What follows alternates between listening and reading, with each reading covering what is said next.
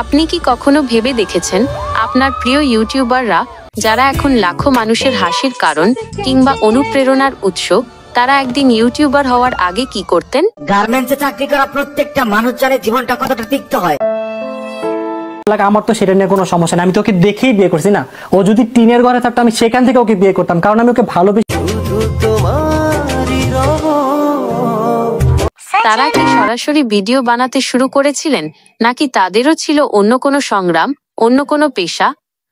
আজ আমরা জানব বাংলাদেশের জনপ্রিয় কয়েকজন ইউটিউবার রাকিব হোসাইন, অন্তরা, মিথিলা এবং ঋতু হোসাইন তাদের ইউটিউব জার্নি শুরুর আগের গল্প। চলুন তবে শুরু করা যাক সেই অজানা অধ্যায়। নাম্বার 1, মিথিলা রহমান। তিনি ইউটিউবে আসার আগে পড়ালেখার পাশাপাশি টিকটক তৈরি করতেন, বিভিন্ন সাউন্ডের সাথে লিপসিং করতেন। তার প্রথম টিকটক ছিল। এরপর 21শে জুন 2023 সালে তিনি নিজের একটি ইউটিউব চ্যানেল খোলেন। Hello everyone, Assalamu alaikum. This is Mithila Rahman and welcome to my YouTube channel.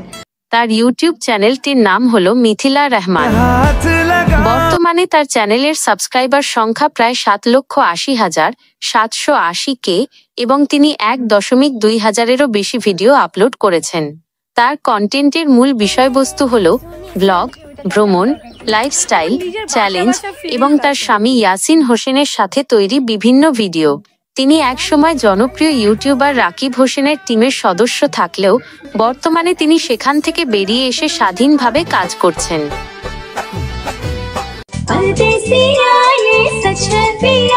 Number 2, ঋতু হোসাইন।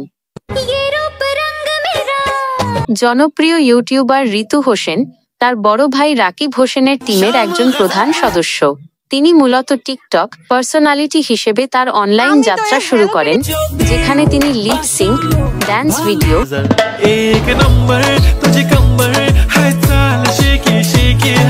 এবং ফ্যাশন কন্টেন্ট তৈরি করে জনপ্রিয়তা লাভ করেন।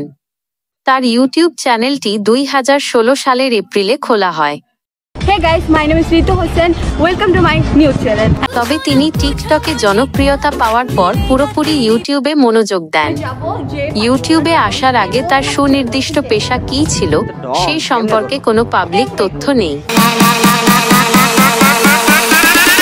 তবে ইউটিউবে তার মূল পরিচয় হলো তিনি একজন ব্লগার এবং তিনি তার চ্যানেলে 5 মিলিয়নেরও বেশি সাবস্ক্রাইবার অর্জন করেছেন। তার কন্টেন্টের প্রধান বিষয়বস্তু হলো ব্লগ, প্র্যাঙ্ক এবং চ্যালেঞ্জ ভিডিও, যা তিনি মূলত তার ভাই রাকিব হোসেন এবং অন্যান্য কন্টেন্ট ক্রিয়েটরদের সাথে মিলে তৈরি করেন। ইউটিউবে তার প্রথম ভিডিওটি ছিল। আমি আজকে অনেক খুব খুশি, কারণ এটা আমার নিউ ব্লগ। আর আমার ভাইয়াকে দেখে অনেক ইচ্ছা হইতো যে আমিও ব্লগ করবো এক সময়, আমিও ভাইয়ার মতন হব। তো আমিও ব্লগ শুরু করলাম। এখন আমরা যাবো নন্দনে ভাইয়ার সাথে। আমি অনেক এক্সাইটেড। আমি এখন একটু করে সব কিছু। এরপর নাম্বার 3, অন্তরা।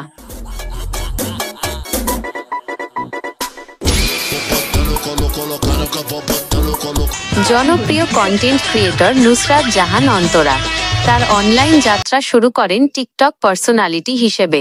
তিনি মূলত লিপ সিঙ্ক এবং অন্যান্য রিলস ভিডিও তৈরি করে জনপ্রিয়তা পান।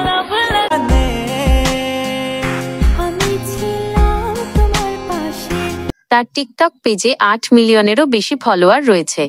তবে অনেকেই ধারণা করেন তিনি ইউটিউবে আসার আগে পোশাক শিল্পে কাজ করতেন। গার্মেন্টসে চাকরি করা প্রত্যেকটা মানুষ জানে জীবনটা কতটা তিক্ত হয়। আমার তো সেটা নিয়ে কোনো সমস্যা নেই, আমি তো ওকে দেখেই বিয়ে করছি না। টিকটকে জনপ্রিয়তা পাবার পরে তার পরিচয় হয় ঈগল মিউজিক টিম এর ডিরেক্টর এর সাথে। তিনি পরবর্তীতে ঈগল টিমের হয়ে বেশ কিছু মিউজিক ভিডিওতে কাজ করেন। চলুন দেখে আসি তার অভিনীত মিউজিক ভিডিওগুলো কেমন ছিল।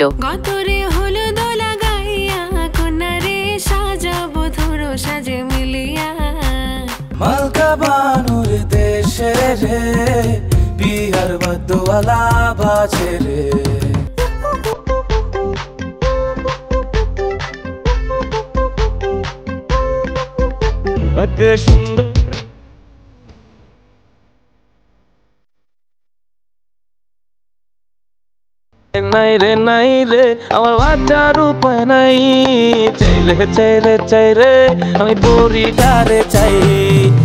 অনেকে হয়তো জানতোই না যে এই গানগুলোর নায়িকা নুসরাত জাহান অন্তরা। এর পাশাপাশি তার একটি গুরুত্বপূর্ণ পরিচয় হলো তিনি নিজের একটি ফ্যাশন লাইনের মহিলাদের পোশাকের ব্র্যান্ড মালিক, যার নাম সানফ্লাওয়ার বাই নুসরাত জাহান অন্তরা। ইউটিউবে তিনি তার চ্যানেল খোলেন 2018 সালের 26শে এপ্রিল। বর্তমানে তার ইউটিউব চ্যানেলে 5.97 মিলিয়নেরও বেশি সাবস্ক্রাইবার রয়েছে। তিনি তার চ্যানেলে ব্লগ, ব্যক্তিগত জীবনের ভিডিও এবং তার স্বামী রাকিব হোসেনের সাথে বিভিন্ন কন্টেন্ট আপলোড করেন।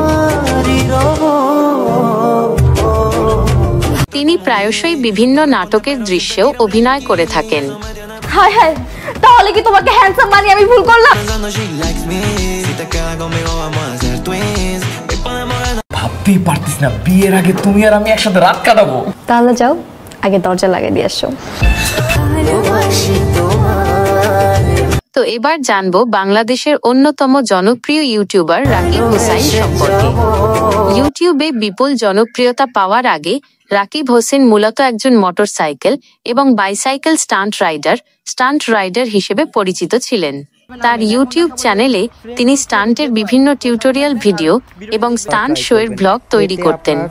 তিনি নিজের পরিচয় দিতেন বাংলাদেশি স্টান্ট রাইডার হিসেবে। তার চ্যানেলের প্রাথমিক ট্যাগগুলোতে bike stunts, MTB stunt, mountain bike stunt এবং স্টান্ট টিউটোরিয়ালস উল্লেখ থাকত।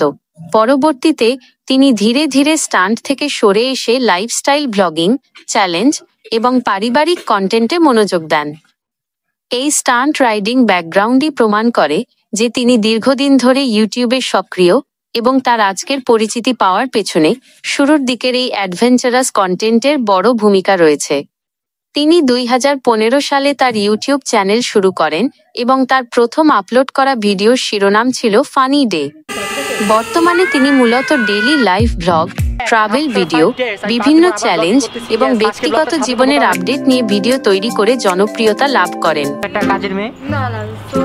মেহেদি মামা কি নাগিন নাচেন, এর চেয়ে আমি অনেক সুন্দরভাবে নাচতে চাই, আসুন। তার কন্টেন্টগুলি খুবই সহজবোধ্য এবং সম্পর্কিত, রিলেটেবল হওয়ার কারণে তরুণ দর্শকদের মধ্যে তিনি বিশেষ জনপ্রিয়তা পেয়েছেন। রাকিব হোসেনের ইউটিউব চ্যানেলের সাবস্ক্রাইবার সংখ্যা 21 মিলিয়নেরও বেশি। তার পরিবার তার কন্টেন্টের একটি গুরুত্বপূর্ণ অংশ। তার বোন ঋতু হোসেন একজন টিকটক স্টার ও ইউটিউবার এবং তার স্ত্রী নুসরাত জাহান অন্তরাও একজন জনপ্রিয় কন্টেন্ট ক্রিয়েটর। ইউটিউবের পাশাপাশি তার ফেসবুক প্ল্যাটফর্মেও একটি বড় ফ্যানবেস রয়েছে। 2022 সাল থেকে তিনি নাটকও তৈরি করছেন।